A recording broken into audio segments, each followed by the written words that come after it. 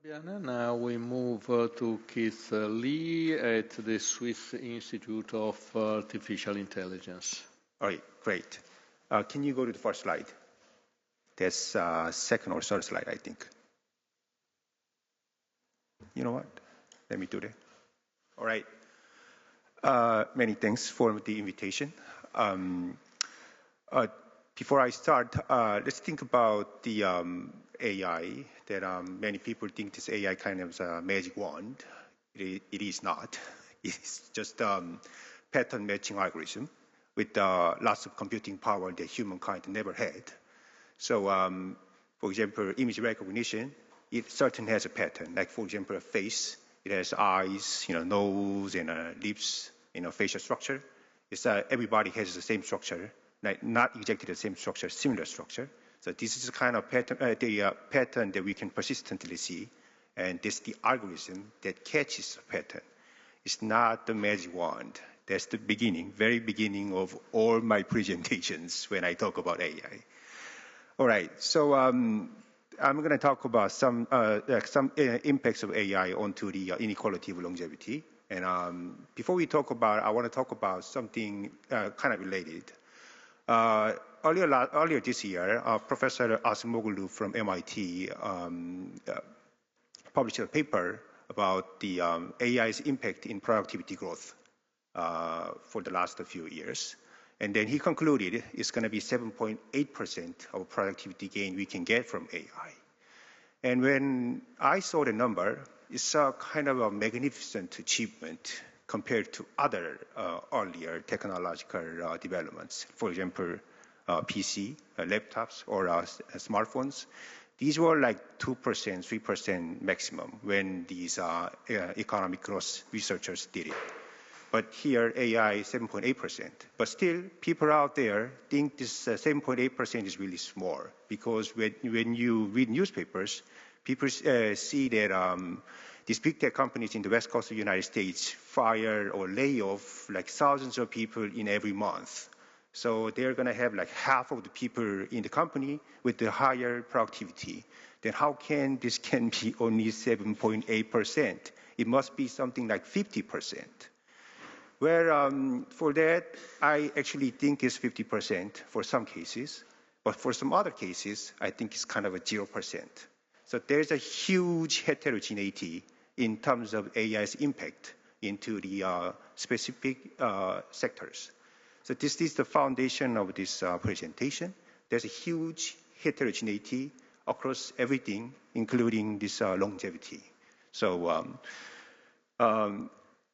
for my paper, I'm going to talk about two aspects. One, the biological and the medical impact, and the other is the labor market impact. And we all know that the medical AI is going to help us. Only there are some certain chances that it's going to destroy human life, like Matrix movie. But we generally expect that it's going to help us to have a longer lifespan with better health care. But for the labor market condition, on the other hand, we kind of have a negative perspective that we already see impact, some very nascent impact on the newspapers that people are fired, right? So these two are going to have like positive and negative play, positive and negative play game. So throughout this presentation, I'm going to talk about the emphasis of each aspect. So first, before this pre-AI, we thought about longevity as the other two presenters said. So wealth, most obviously, is the single important the aspect of the longer and healthier life, along with other important factors like education and gender, living condition, etc., etc. All these are the elements of a longer and healthier lifespan that we thought. Is it going to disappear with AI? I don't think it's like that. But the AI is going to create a new source of inequality and differences in access to longevity. This is the core of this presentation. So with this old system, how is it going to impact? So first, the impact on the labor market. as I said earlier, there are companies losing people and still achieving higher productivity. How? So let me just give you a couple of examples. At my school, one of the projects is to replace professors. It sounds kind of surprising, but it's actually possible. I can see that. Why? We create videos and let people to see the videos. At the same time, when we need a TA to answer the questions or professors to come up to show up to answer the questions, we use LLM models, specifically trained LLM for particular course. Then it almost removes all our, professors and TAs requirements. Obviously, there are certain times that we see hallucinations, so we got to fix it. But the chances to hallucination coming up is less and less as we customize model on. And I see newspapers are hiring less journalists and more relying on the AI tools to write the articles. And those people who do the international version, they don't hire translators anymore. There's something like that. We see like these kind of labor replacement ongoing. And the issue is that these people who got displaced from their job are unfortunately not going to have the same quality job they had before. So the earlier structure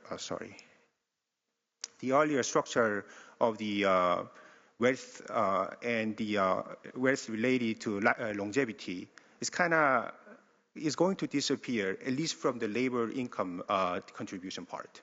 So how is this going to affect? Then we got to look at the industry by industry.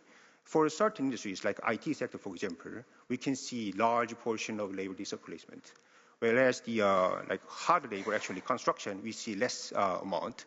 So there will be certain sort of labor movement from IT to construction or anything unrelated to AI or unlikely directly related to AI. But still, there are going to be certain. Then how much is going to be the labor displacement we can expect? So IMF had a recent research that concluded that about 60% of our jobs are going to be affected by AI. Some of them are going to be positively affected, that you can have better productivity, but some other jobs, you're going to lose the job. And then World Economic Forum concluded that it's going to be like 92 million jobs of loss and the additional 170 million job of gain within 5 years. But this research, I have kind of a doubt. I'm not really sure that we are going to have 170 million new jobs. I think it's going to be just 10% of the expectation that we may be able to see, or even worse than that. With the reality, then how would the people going to react? Obviously, without the decent quality job, that you have to suffer from the lower wealth level, which, as was predicted, then is going to lower the life standard, which is going to affect the longevity eventually, right? This button doesn't particularly work very well. Okay, great. So then let's think about the positive side of AI first. There are biological discoveries and clinical medicines, et cetera, but before we talk about that, I actually had, like back in 2021, I had several projects about working with these bio people that they asked me to do. They asked me to create an algorithm to replace animal test, not the entire section, but certain part of the animal test that we can basically simulate it and we can computerize it. With that, some of the achievements we can see was that back in COVID-19, that vaccine was created in a year, which is remarkable achievement compared to all previous achievements before in the biosector. How? Because they used the simulations, computer just button click, and then you get the result that you could get the result from the animal test for like 6 months or a year later. So that a year gap to a year requirement got into 10-second simulation. So this is one achievement that you expected to achieve from the biosector with the AI. But now in these days, they can create all these molecular structure and the protein structure, like 200 million protein structure they created from the AI alone, because these are patterned data. So with that, we can create, our nutrition and et cetera, without that much difficulties as the earlier generation had. Because earlier generation had to do trial and errors. Now in this, they just have to look at the data set, and then they just have to find a match, and they just put into production. So it's a remarkable achievement. It's going to help us a lot in terms of a healthier life, for sure. But then, how does that generally affect to us? There comes the heterogeneity. Not everybody is welcomed for this medical achievement. Only some people, those people who are wealthier, those people who have more resources, are going to have first access to these expensive hospitals and better medication. Other people, unfortunately, are not going to be able to access it directly. And given the labor market condition, as said earlier, with the unemployment growth, those people who still keep their job, and then those people who actually create higher productivity, they are going to have much easier access to this better medication. However, those people who are unemployed, who have to work with the gig work, they are going to suffer with less access to these better medication. So, and the one other thing related to medication itself, or AI health innovation itself. To access this, you still need to have lots of infrastructure. Like you need to have digital access, for example, and then you also have to understand about how this mechanism works. You have to trust this institution, right? But if you have no idea, you have to look at other people. Then these other people get earlier trial at a cheaper price. Then you get convinced. Then you come in later when your health condition got less less healthier. So these are delays and the less adoption, less willingness to adoption, and the inaccess to the wealth eventually is going to give you the less opportunity to enjoy these AI health innovations. So then these two, combining these two impacts is going to just create two different classes. We already have some sort of differences in the access to anything advanced, like those people with wealth usually have easier access. But now with the AI, with the labor market situation, it's going to be just much worse. So those people who has wealth, who has AI access, who has technological advances on top of his job, then have much easier access, while other people are just going to have to suffer, unfortunately. So these two directions of AI's impact, one, it benefits us, but the benefit does not come to everybody, it comes to only very few people. It's a kind of sad story, but then for jobs, I don't think it's possible we can mitigate that risk or the diversion within a short amount of time. But for the longevity, I kind of have a second thought about this. How? Then, healthcare so far in Europe, in much of the Asia, has been nationalized. It's usually supported by public sector. Except the United States, we mostly see this, good healthcare system across Europe and the other developed part of the world, right? So, what if the government jumps in and then takes the control of this system? It's not like, it doesn't mean that you have to just buy those startups. As the government should buy the startups and then run this operation by itself. It does. I don't mean that. I'm just saying that.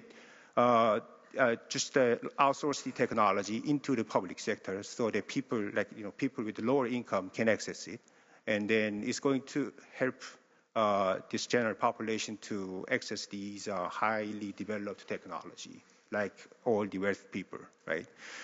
So this is, but then this already is happening in Europe, in much of Asia. So I don't think it's going to be a big deal. To me, it's outside of this presentation, outside of this conference. But to me, what's going to be a big challenge is the tax the tax system that can finance this additional healthcare. That those people who got AI will have more wealth later. And they already have more wealth now, and then they're going to have more later. And those people are the people who's going to pay for the tax, not those people who got unemployed, right?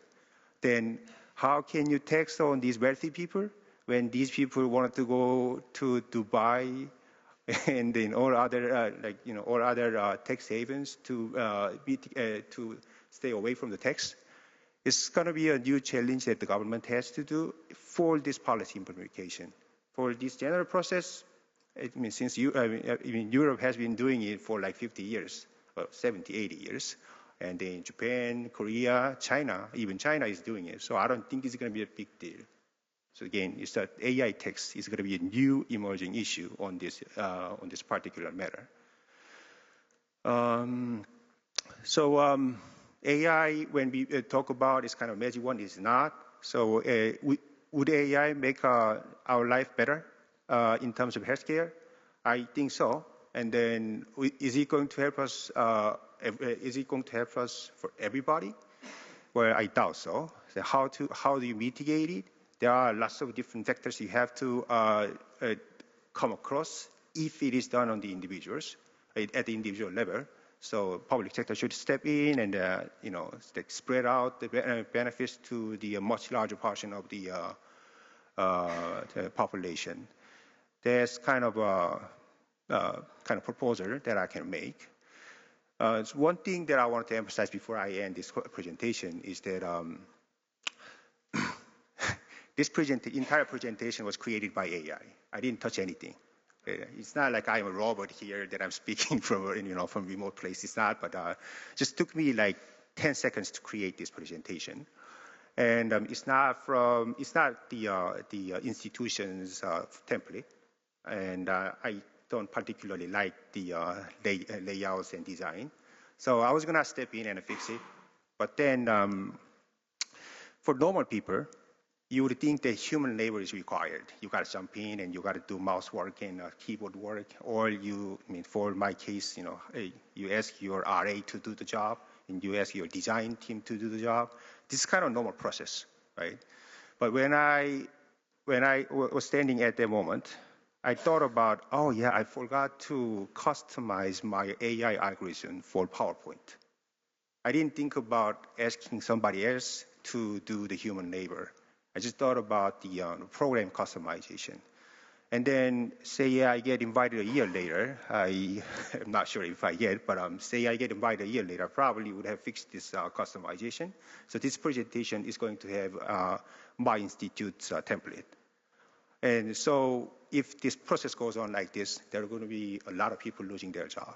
This is, I don't think there's any doubt on this one. The point is how we can redistribute this benefit to the much larger portion of the human race. And then that's how we do with the minimizing the heterogeneity and then sharing these longevity benefits for everyone. Okay, so this is a conclusion, and this is the end of my presentation. Thank you.